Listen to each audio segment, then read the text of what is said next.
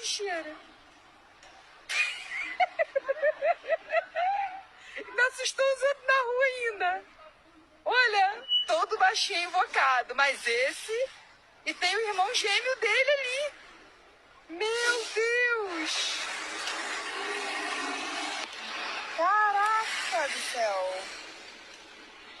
E esse cachorro, ele é mágico, porque ele saiu que eu nem vi.